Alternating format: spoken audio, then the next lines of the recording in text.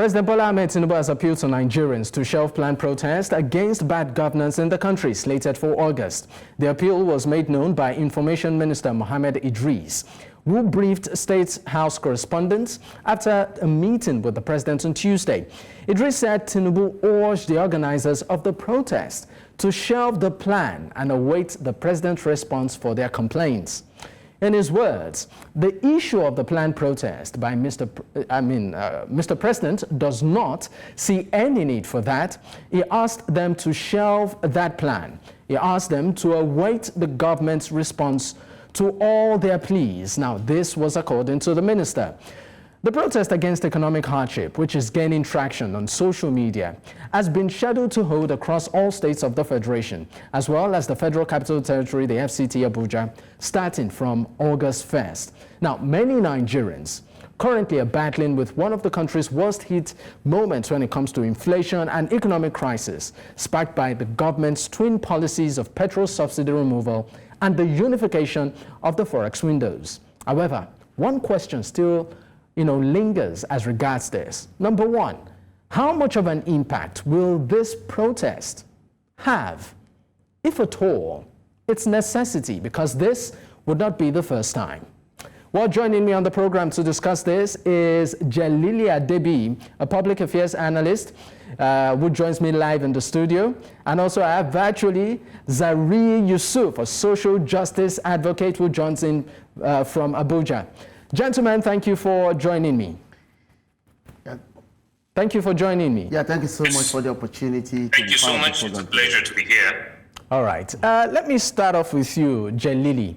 I saw when I was reading an excerpt from what the minister was saying. I read part of what he said. I saw you writing that. But let me just know your immediate reaction to the idea of a protest. I mean, during my intro, I said this will not be the first. And on the lips of many, even before the commencement of this program, they're asking, will this make any significant impact? We've seen this play out before. Yeah, I believe the government is trying to play on the sensibility of the public. The government itself, when you look at the history of the stakeholders that came together to form the APC, they have a long-standing history about leveraging the street to agitate what they feel is in the best interest of the public. And that is why when you listen meticulously to the comment of the president, he's making an appeal because himself is a creation of the street. You said the president is a creation of the street himself. How do you mean? Thank you so much. When you go back, when we protested during the Nadeco days, the president recognized the fact that we got boys to the street to demonstrate. And that is because one of the ways you can call public attention and the attention of those in power to an issue is by leveraging the street. When I was a student senior president, I leveraged the capability of protest to call attention of the university authority to pressing issues affecting the well-being of my students. And that never made me an enemy of the then leadership of Professor Yebedapobe. And in fact, he attended my wedding ceremony by merely sending him a text message. And during the time of good luck Jonathan leadership, the president was part of those that mobilized to the street to protest for public interest. Our protest is a constitutive element of democracy. It's one of the ways through which people may stream their feelings and emotions in order to increase the attention level that is being given to the issues of concern by the people at the helms of affairs. For me, I think we are not asking the right question. Whether to protest or not to protest is not asking the right question. The right to protest is a legitimate right. Is that my preference? Maybe no. Because as a professor that works on issues related to development problems, food security, and etc., I understand that protest may only call attention to the issue. Protest won't solve the problem. Protest would only call attention but not solve the problem. Well, yeah. Let me leave you for. But I understand, okay. but I don't want that to be mistaken as I am speaking against protest. No, I'm not speaking against protest. I think the right question should be, how are we going to work with the protesters to ensure that it's a peaceful protest? Here, there are two mandates. One, the responsibility on the part of the organizers of the protest to ensure that the protest does not lead to the vandalization of public property, does not lead to the creation of chaos in the society. And the responsibility also concerns the government. The government is duty-bound to ensure that we provide a safe environment for the protest to take place. And I think this is the question we should be addressing as concerning members of the society. The right to protest is a constitutive part of a democratic process. So nobody should speak against any protest. The best we could do is to make it to be a safe protest. All right, Jelili, let me leave you for a moment. Let me get Zariyi's, of course, will I say, intro comments on this one. What do you make of the planned protest for August? Before we get to the reaction, from different stakeholders. Well, the planned protest for August, looking at it basically as a Nigerian, as somebody who has also been on the streets, especially after the post-election, I was on the street, I think, for about 21 days actively, and then I'd say 40 with all of the interruptions from the police and all of that. So I do understand the place of a protest, the legitimacy of it, and like my colleague said, that the president himself is a product of the streets, because I do not know of any political party, to the best of my history, that has taken so much advantage of the streets to get into power, looking at what played out, especially in 2015, and what happened before then. Now, as to a direct question of, am I okay with this? Do I want people to hit the streets and all of that? Outrightly, I would say no. Why? Reason is simple. My objection to the protest has nothing to do with the legitimacy of it or the timeliness of it, considering the hardship in the country. I think a sack of rice goes for about 120 now. We just shut up, I think, a couple of 5-6 days ago, and then things are just getting out of hands. But I want to look at what exactly is behind this protest. I want to look at how the man got into office and why things turned out the way they did, and who are the people basically pushing for it.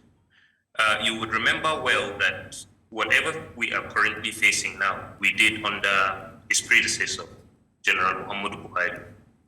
And we are not also ignorant of basically the position of certain elements in this country, key players in this country, what their position was, especially during NSAS. Nor are we ignorant of the mischief or the tool that was basically employed to crush, the protests, especially in Abuja. By saying that, I'm talking about the ethno-religious sentiments that came to play. Now, it may sound like a broken record. When you talk about it, people would want to either dismiss it or would want to make it sound, it's not necessarily it, just protest. Stop, giving life to certain things. We love to put it aside. But it's a very profound issue. Looking at the fact that waking up, when Tinubu was sworn into office, the first thing he did was to bless the price of PMS from about 160 to 650. Officially speaking, I think I've got 890 naira, some 1,000, and when there is when it's not in the filling station, you buy for 10 liters for about 13,000, which makes a liter 1,300 naira, in the black market and all of that. Once that happened, you would have hoped that it commended, and that's one of the reasons why even when NLC was on the streets, I felt there was no need joining them. But everybody went quiet. Everybody went quiet. And then when the story came that they wanted to increase it from, I think, 650 officially to about 750 or 800 or 900, then they said they were going to protest about it. So there are a number of issues that we need to look at. And I would say this, and I hope to not be misunderstood. Even if I am, then everybody is entitled to his opinion. But my position is not far away from basically the initial celebrations that greeted the Muslim ticket in certain quarters. Once appointments began to come, it appeared that what was expected of this same faith ticket was not exactly playing out. So while a protest, which I would jump to even if it's naked, is basically, it's at its core having the interest of Nigerian masses, I will definitely not jump on what I feel is an end to, a means to achieving a certain political aim. Now, are you suggesting, Zariyi, that this protest, as against the collective good, is only targeted to favor or to curry certain personal interest? Is that what you're saying? Yes, that is what I am saying. I see the protest itself, while it is good, well-intentioned, while it is something I would love, but I see it being used less for its genuineness, for its legitimacy, for the love that is at the heart of those who genuinely want it, being used less for that and being used more as a vehicle to achieving certain things. Okay, Zariyi, let me leave you for a moment, because right here, Jelili is sort of laughing, reacting to some of the things you said. So, do you want to react to some of the things Zariyi said? Thank you so much. I don't want to believe that we can probe into the genuineness or authenticity of the intention of the organizers of the protesters. That falls within the perimeter of speculation. And as a professor, I won't accept speculation as a statement of fact. In fact, speculation gravitates more towards propaganda. And I won't think that is something we should spend our time elaborating upon. One, the government is not contesting the fact that the situation in the country is there. Today, when I was moving from a prayer ceremony for my mother-in-law, who died about 4 years ago, I deliberately chose to go by Uber to attend, the prayer ceremony. And I spoke extensively with the driver that took me on my journey to the prayer ceremony and back to my residence. And we had this sustained conversation. This is a gentleman working around the clock to feed your family. One of them told me a dispiriting story.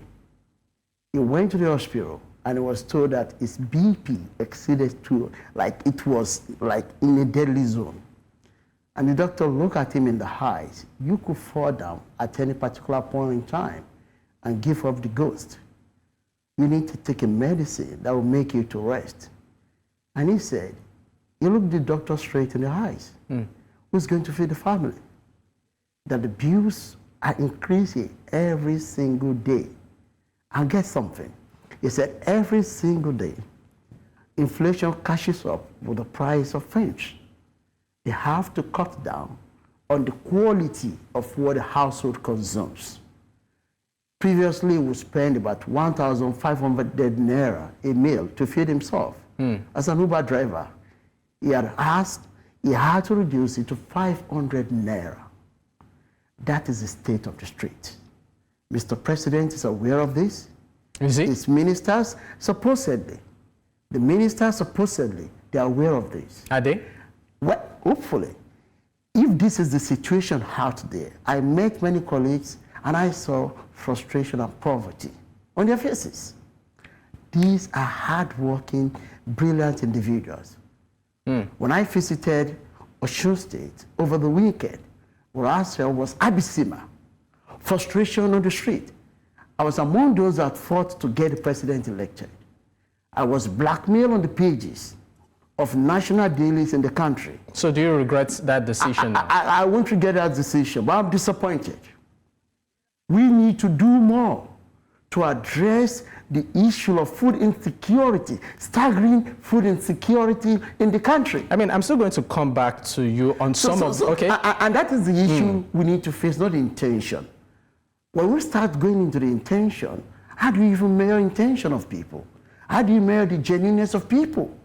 These are issues, traditional issues, classic issues that in the past were used to rubbish protest, that we in our capacity as leaders of student community, as stakeholders in this country, have led in the past. So when I sit down and listen to people say things like this to rubbish protest, it speaks against everything that I've experienced leading protests on the barricade. It stands against every fundamental thing that the president enjoyed leading protests on the street. When you go back to history, when President Bola Tinubu, together with the stakeholders that form APC, led protests, PDP says something similar about them too. So it's a traditional way that people that advocate for the interest of the status quo use in rubbishing protest. And again, anyway, this is not saying that. Okay. This is not saying that. Because I'm sorry, you keep making reference to the fact that this administration, you know, was, I mean, in your opening remark, you said the president is a product of the streets. Yeah. Meaning that this administration, you know, rolled on the back of protest, you know, when it was, you know, at the opposition. But many are right now questioning if at all the administration has tolerance when it comes to, you know, opposition, when it comes to handling, you know, barrage of criticism, when it comes to even protest. Not just this administration, the APC when it started, talking about even the Buhari administration, making reference also to that of the NSAS. So would you say that the administration is actually living up to its, well, I call it historical antecedent? Well, it's about the psychology of the status quo. There's something in scholarship that we call positionality. Positionality, it's about your position in relation to power.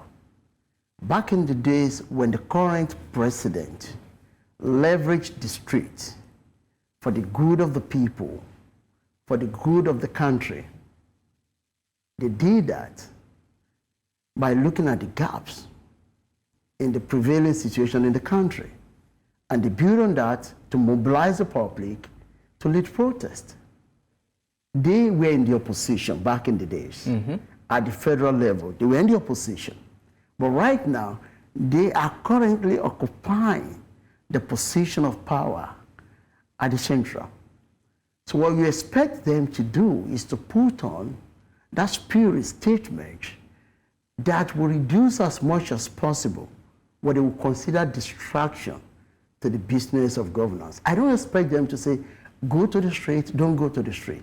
What the president is telling people is not saying, don't go to the street himself. The president is saying, consider shelving that protest. Anyway, there are also reports, because we can dwell on this, there are also reports of even young social media influencers that have been picked up, even prior to the protest, who just maybe talked about it. We need to call that out. Know, we need to call that out. Yeah. If there are facts saying this is happening, then we are back to the Nadeko Day era. When Nadeko activists were picked, people spoke up against it. Now we have the moral burden to speak up against this if it is happening under the government that we elected. You see, the subject matter of truth, or speaking truth to power, is not about us in government, the other people in government. It's about the sanctity of the truth. All right. Let me leave you for a moment. We need to call it out. Okay, let me move back to Zariyi. Zariyi, I believe you're there. You've heard what some of the things Jelili said. Maybe you might want to react. But you said you do not believe in this protest because you feel it's a tool to drive more of personal interest and maybe the agenda of some people. I would like you to be more specific because this protest, we know that civil society groups are involved. workers groups are involved. Even the NLC, has laid its voice, as regards this protest. Just yesterday on this program, I even had a conversation with the convener of Revolution Now, Shelve, who is actively too involved in all of this. Maybe you would, be more specific as to these personal interests, if at all, and how you feel Nigerians can better get the attention, the commitment, and also the immediate action of the government to address issues as regards the economy, as regards the standard of living, as regards even just basic livelihood. Okay, first of all, let me give a brief response. I know my friend said he played a part in bringing this government into power. I didn't. I worked against them. I didn't support the victory. I objected it. Like I said, specifically to address, to make my anger and my displeasure and my lack of acceptance of, the so-called victory. I was on the streets for over 21 days, with all of the threats and all of the, whatever it was we faced then. That is one. And I needed to be clear that I am not rubbishing a protest, because he may be a professor, but I'm not a child on the street. I am not rubbishing a protest. I am simply saying that the genuine pain of Nigerians, the difficulty in the economy and how it bites masses, is what I suspect, at least from history, that certain people want to capitalize upon to pursue their end. And Nigerians shouldn't let that happen. An example is this: whatever it is we look at, whether the upsides or the downsides of NSAS, was primarily at best, the handwork of the government in sponsoring whatever was used in countering the protest. I did mention something in Abuja, where burnings were done, destruction of properties were done, then the people, the innocent protesters, were made the victim of the whole thing. And then the criminals that were sponsored to do the evil that was done appeared to not be arrested, to not go anywhere. I mean, there were videos at some point where you could see how they were being led to different places where people were peacefully, protesting. Now that's even an example of something that just rose and was thriving on the genuine intention of people. Now, what we have on ground, his likes and many others were those who applauded the victory of this current administration. And when we warned that this doesn't mean well for Nigeria, this wouldn't help. It was as if, oh, we're ready to drink your tears in cups, we're ready to put your tears in the fridge, and we'll have it for breakfast, lunch, and dinner, and all of that. Into it appears that the expectation, because I don't expect anything good from the government. I never expected anything, and that was why basically I was always in front of the appeal court where the judgment was to be passed. I was always pointing fingers at the police. At every platform I got, I said, we can't accept this victory because it will never mean good for Nigeria. But not long into the administration, it's just been a year or so. Who are the people basically complaining? It is the very same category of people that have a problem with basically, I think it all began with his appointments. It begins with so many things that we start from outside the fence. And we're watching where certain people feel it is their entitlement to have certain positions, it is their entitlements to have this, it is their entitlements to have that. He may be aware of it or he may not be, but the position from which I stand is a bit different from whether a protest should be rubbished. No. I've done many. All right. I have a problem with what's happening. All right. The issue we are. Okay, Zariyi, Yes. just let me leave you for a moment. Let me come back to Jelili. You said that you supported the administration during the elections. You are more or less pivotal, in ensuring that, victory was, sort of ascertained. But let's go to the policies that, as sort of cascaded into what Nigerians are experiencing right now. The unification, of the exchange rate, and also the fact that the subsidy regime I mean, that was like his opening remark on that day. Subsidy is gone, and that changed everything. What do you make of these policies and the other policies that have followed suit? Personally, I'm not a fan of palliative. All those, they manage, sort of cosmetic approach to resolving issues that you've seen the current administration do to revive the economy and pursue its mandate. Yeah, thank you so much for that brilliant and intellectually stimulating question. I mean, so the thing about policies is this. Policy punishes wrong policy, comes with consequences. The consequences could be positive and the consequences could be negative. When policies are poorly thought out, we expect that the policy may have magnified effect on our aspect of well-being. And a very good example is the oil subsidy removal. When the policy was announced by Mr. President, as one of the supporters of the president on our platforms that is called Good Governance, I told folks Nigerians were going to experience hardship like never before. And I said the policy that is being implemented is another version of structural adjustment program. And indicators suggested to me back then that was not the right policy for the government to implement. Sanusi Lamido Sanusi, very brilliant highlights.